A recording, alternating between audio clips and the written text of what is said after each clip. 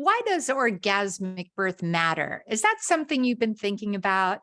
We've been having so many great guests and episodes. So I hope as you're listening, you're going deeper and deeper to feeling the connection between sexuality and birth, that birth is whole. It's a part of who we are. We can't just separate that birth is this physical event. It includes body, mind, spirit, and sexuality. And there are so many things to consider when you're thinking about or preparing for an orgasmic birth, not only what it means today, but what that means to your health and well-being going forward.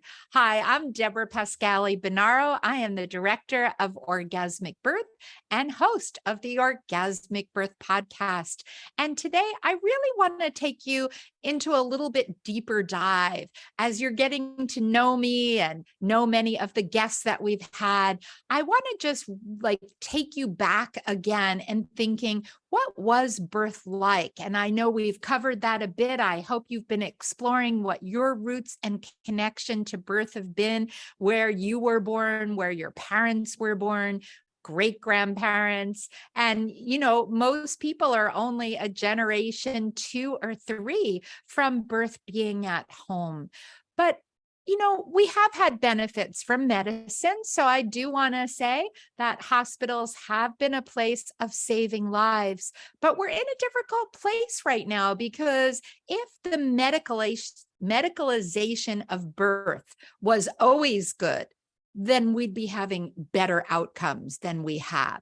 And I really think of the medicalization of birth as like the industrialization of birth. It's kind of like McDonald's, right? They have a limited menu and they want to move a lot of people through quickly. So in that model, why it benefits those that really have risks, the 99% lose a lot of traditions, right? They often lack the support and love and the freedom of movement that they need. And what we're learning is when you take healthy people and you over apply interventions, we actually call that iatrogenic harm. It means that they're getting all the risks of an intervention without the benefits. And sometimes that's creating a cascade that's leading to poorer outcomes, both for mother or baby or both. So when we look, and I just want to dive in a little bit to the medical healthcare system, for those of you that are listening from around the world, I really encourage you to look at your own individual system. Because again, if the system was doing so well, we'd have better data. So the United States ranks last in maternal health outcomes of all the other industrialized nations. We spend the most of any country, so we truly overspend and underdeliver.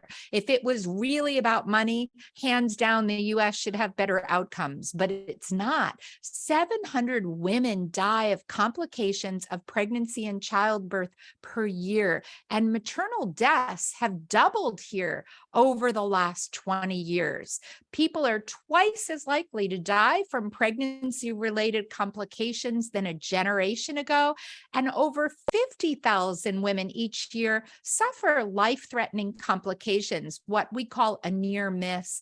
And the sad news is that 2/3 of these maternal deaths in the United States are preventable.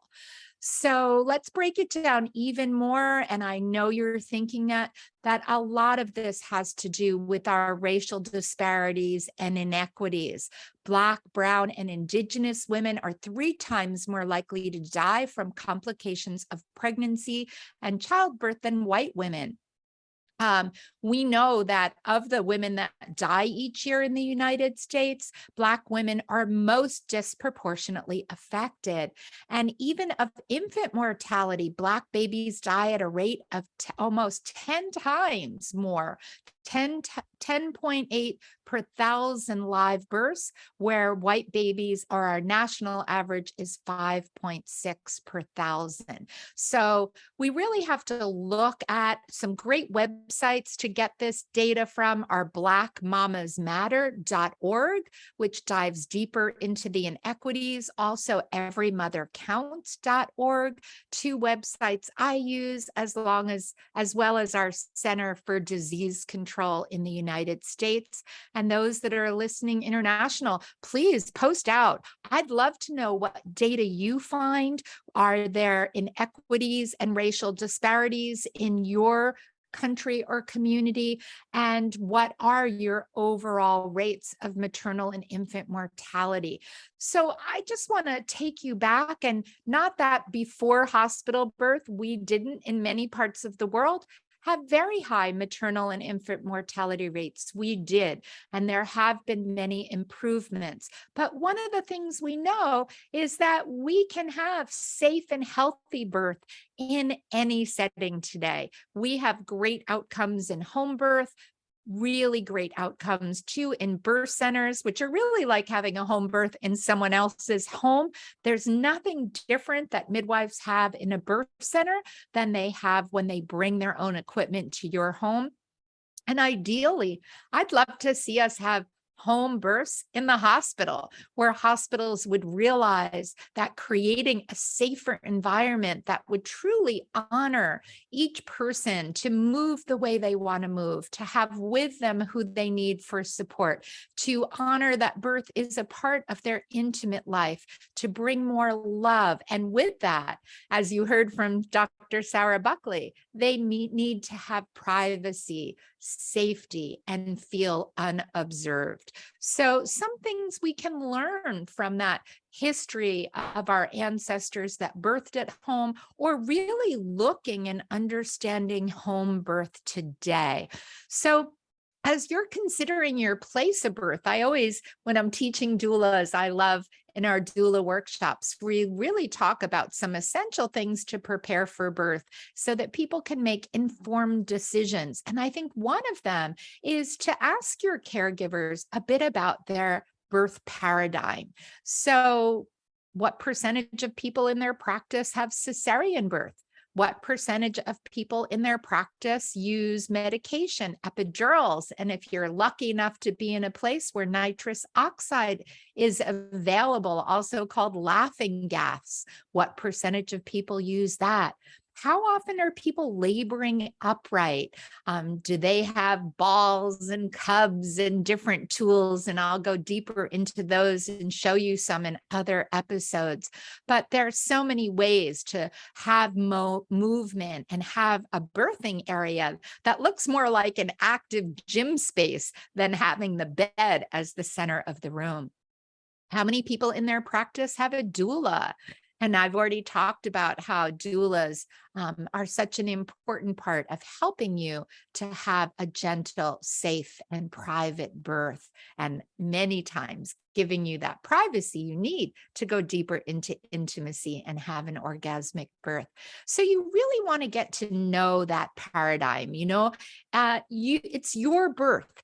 And so many people, and you may be hearing it in some of the birth stories as people share, is so often for a first birth, people are locked in fear with kind of that paradigm that all that's going to happen in birth is pain. And so they turn their power over to their caregiver as if someone else is going to know better than you what you and your baby need to safely navigate birth. And I think that's a mistake.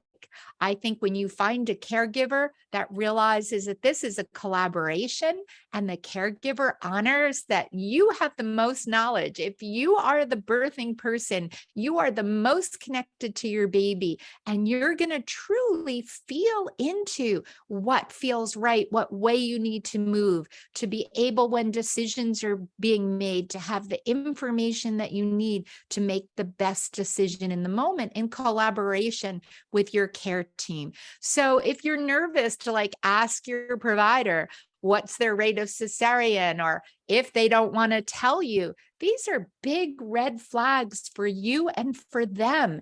because you want to be somewhere that you completely trust, that you're going to have respectful communication, that you're going to be honored and respected. And if you feel in prenatal care, you can't ask those questions. If people ever say to you, just trust me, and I've heard this, I've had clients where when they ask the rates of different interventions, as well as having access to showers and waters and tubs and balls and doulas, the caregivers have said, oh, honey, just trust us. We'll take care of you. And I'm thinking, oh my goodness, like you wouldn't walk into a store. Just yesterday, my phone isn't doing well, and I had to go into a phone store, and I wanted to look at all the different models and ask questions. And can you imagine if the salesperson said to me, oh, honey, just trust me, I'll pick it out for you? Like I would have turned around and walked out. So why in childbirth have we given our power over? Why are we allowing that to happen? And I think for orgasmic birth, my message to you is it's really about preparing to positively prepare for birth, whether it's our classes or others. There's so many ways and so much information now to listen to positive stories, to start really finding the providers where you feel safe and respected. And as you do that preparation, so you know that you're birthing in the right place, you've put together the team that you need, then part of the orgasmic birth is doing all that preparation, creating then that safe space. And I like to call it birth ambiance, right? Getting the lighting you want, the sounds, the smells, the tastes, really like planning for a night of great sex. You want to create that same environment, because just like in sex, right? We can't think our way to orgasm. The minute your brain gets in the way and you start thinking of, I should do this, or maybe you're even going somewhere else, 3 things I have to do tomorrow, or a stranger walks in the room and you don't feel safe, you know what happens to that loving feeling. And that's so true in birth. You need to be in a place where you can really let your mind go, right? You have to get into your body so that you can feel your way through labor and birth. You'll feel your baby, you'll feel your body. You'll literally ride all those waves, right? And remember that orgasmic birth is not just orgasm. It's really feeling the joy, the emotions, being present, staying in your power, and being a part of decision making. All those are ways that people experience an orgasmic birth. So when we think of hospital birth, and I love to do this, try in your mind to just picture a hospital birth. Maybe you need to close your eyes. And what are 3 things you see? So just like put them into your mind. Maybe you're even writing them down somewhere, or maybe you can even message me on that. But I will share with you, when I think of hospital birth, and I'm in northern New Jersey, in a lot of our hospitals, I think of people in bed. I see a lot of IVs and inductions. I see a lot of people on fetal monitors, and not just the intermittent. We do need to monitor in labor, so 20 minutes out of the hour, but they still can be telemetry monitors where they're like a cell phone isn't wired and connected to the wall anymore. You can walk where you want. Well, monitors can be like that too, and they can come on and off. So I see people more tethered, which already, think about it. If you had to be in a hospital bed with an IV and a fetal monitor, and that was your place to plan great sex tonight, how would that feel to you? So I want you now to think of, like, maybe your hospital has a birth center. Some hospitals are getting good with having more birthing suites. Maybe you're thinking of a birth center, or even what would birth look like in your own home? How would those 3 words differ? What would you see in that environment? And as a doula, I'm often in places where what I see is that birth ambiance. I see people really dancing their baby down. They're hugging, they're touching, they're moving. It's not like one person's in a bed and the other person's out. If there is a bed, there's enough room for both people to lay together and spoon.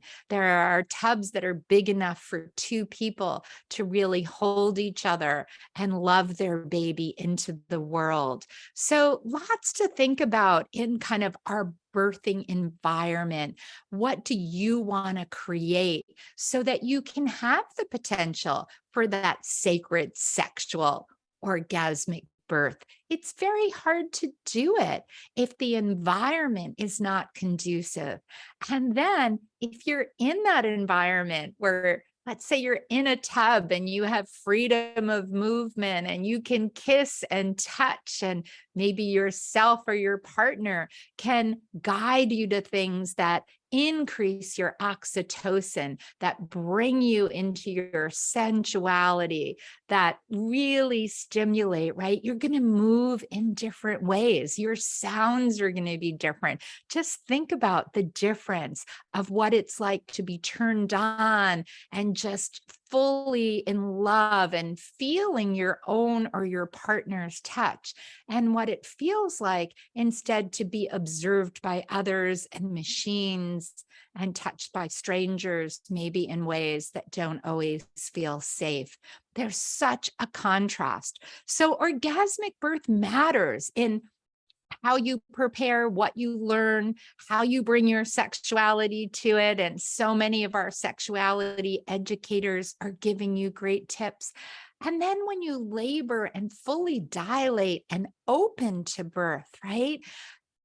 You're going to move in different ways. Elizabeth Davis, right, says in our film that when women get fully dilated and they're having an orgasmic birth and the hormones are coming up, they get up, they stand up, they often lean forward and they roar. And we're learning a lot about how leaning forward, which is when people are allowed to move, even in the first stage, more people lean forward. People are usually put back. It's usually not their choice to be, because when you lean back, you're bringing the baby back with you.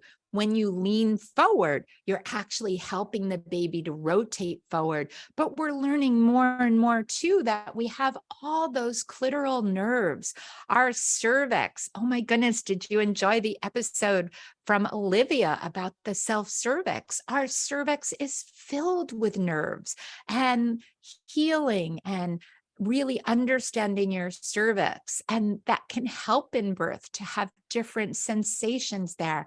Then the baby comes down and those clitoral nerves, the clitoral complex is there. And when you lean forward, you're actually stimulating those nerves that are helping, just like in the waves of orgasm, or even just the waves of pleasure and intimacy. They're helping the waves of bringing the baby down into the world. So the positions you take have a different impact on your anatomy, and they have a different impact on your baby. They're not just like a couch potato. They are impacted by gravity, and the baby is actually wiggling and pushing and giving last kicks to stretch and move out as well. So when that birthing person moves, they make room for the baby to move.